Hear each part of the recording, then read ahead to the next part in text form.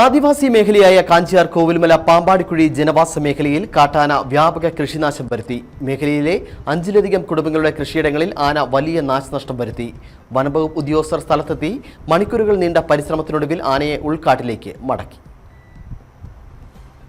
PM Joy പേപ്പതിയിൽ, Sabu Kollassery, Jaya Thomas Eettikkal, കുഴിക്കാത്തൊട്ടിയിൽ ബിന്ദു, നെല്ലരിയിൽ ജെയ്സൺ തോമസ്, തങ്കമ്മ കിണറ്റിങ്കൽ എന്നിവരുടെ കൃഷിയിടത്തിലും വീടുകൾക്ക് അരികിലുമായാണ് കാട്ടാന ഇന്നലെ രാത്രിയിൽ എത്തിയത്. ഇവരുടെയെല്ലാം പ്രധാന ഉപജീവന മാർഗം ഏലം ഉൾപ്പെടെയുള്ള കൃഷിവിളകളാണ്. ഇവയെല്ലാം കാട്ടാന ചവിട്ടി നശിപ്പിച്ചു. വാഴ, തെങ്ങ് എന്നിവ പൂർണ്ണമായും നശിപ്പിച്ചു. ഇന്നലെ മേഖലയിൽ ശക്തമായ മഴയും കാറ്റുമായിരുന്നു ഉണ്ടായിരുന്നത്. ഈ സമയം മുറ്റത്ത് വലിയ ശബ്ദം കേട്ട് ഇറങ്ങി നോക്കിയപ്പോഴാണ് PM ജോയി ആനയെ കാണുന്നത്. ജീവനിൽ ഭയന്നാണ് ഇദ്ദേഹം വീട്ടിൽ കഴിഞ്ഞതും. ഇന്നലെ രാത്രി കാട്ടാന വരികയും ഞങ്ങളുടെ കൃഷിയിടങ്ങളും നശിപ്പിച്ചു. വീടിന്റെ ഉള്ളറയിൽ ഞങ്ങൾ ഇരിക്കുകയായിരുന്നു. അന്നേരം വെളിയിലിറങ്ങി നോക്കിയപ്പോൾ കാട്ടാനയാണെന്ന് മനസ്സിലായി.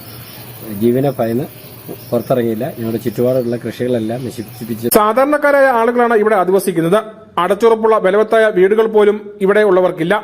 കഴിഞ്ഞ വർഷങ്ങളിൽ തങ്ങളുടെ പ്രദേശത്തിന്റെ മുകൾ വശത്ത് കാട്ടാനകൾ എത്തുമെങ്കിലും ജനവാസ മേഖലയിലേക്ക് ഇത് ആദ്യമായിട്ടാണ് ഇറങ്ങുന്നതെന്നാണ് ഇവർ പറയുന്നത്.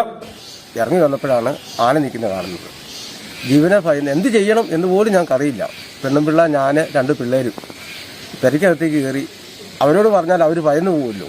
അതുകൊണ്ട് ഞങ്ങൾ വരണ്ട് ശബ്ദം പോലും ഉണ്ടാക്കാതെ പെരയ്ക്കകത്ത് നിന്ന് ഉറങ്ങാതെ നേരം വെളുപ്പിച്ചു. ചക്കയുടെ സീസൺ ആയതോടെ ഇത് ഭക്ഷിക്കാനാണ് കാട്ടാനകൾ ജനവാസ മേഖലയിലേക്ക് ഇറങ്ങുന്നത്.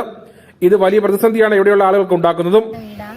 ഞങ്ങൾക്ക് നല്ല വീട് പോലും ഇല്ല. അങ്ങോട്ട് കയറി വന്നെങ്കിൽ എന്നാ ചെയ്യണ്ട, എങ്ങോട്ടാ പോകണ്ടെന്ന് പോലും അറിയത്തില്ല. ഇതിപ്പോ തൊട്ടടുത്താ വന്നേ. രാത്രി വന്നപ്പോ ഞാൻ അറിഞ്ഞു. എനിക്ക് ഇറങ്ങി വരാൻ പറ്റത്തില്ലല്ലോ. ഞാൻ ആരോടും പറഞ്ഞില്ല. പറഞ്ഞു കഴിഞ്ഞാൽ ഇറങ്ങി വന്ന ആന എങ്ങോട്ടാ പോകുന്നതെന്നൊന്നും പറയാൻ പറ്റത്തില്ലാത്തതുകൊണ്ട് പേടി പറഞ്ഞു.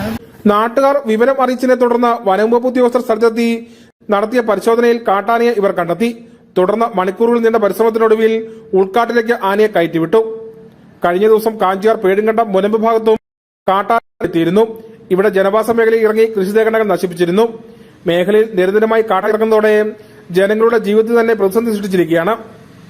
Idukki vision news, Kattappana.